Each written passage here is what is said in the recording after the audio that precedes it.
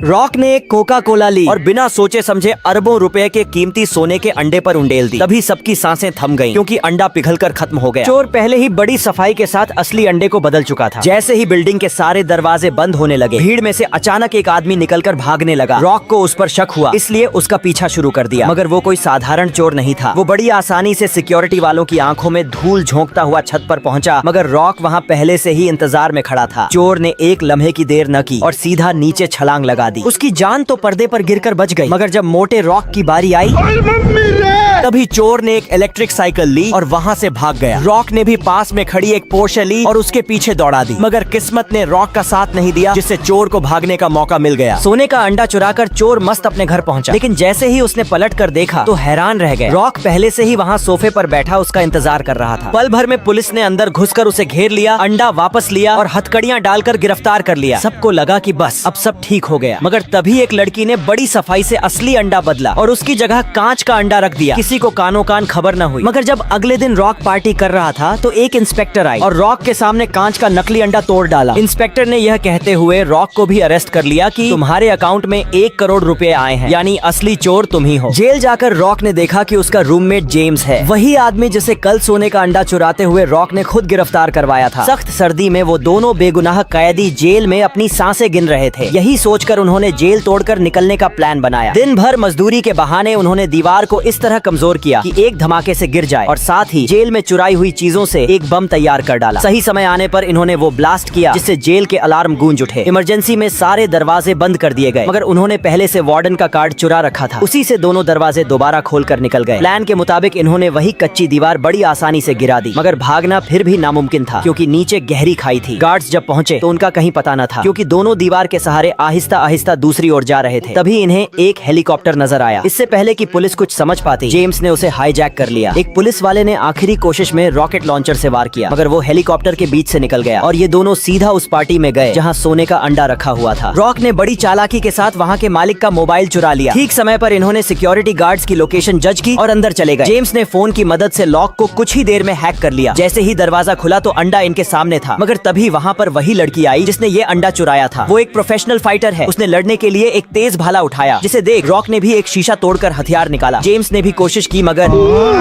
Part 2 के लिए subscribe करें।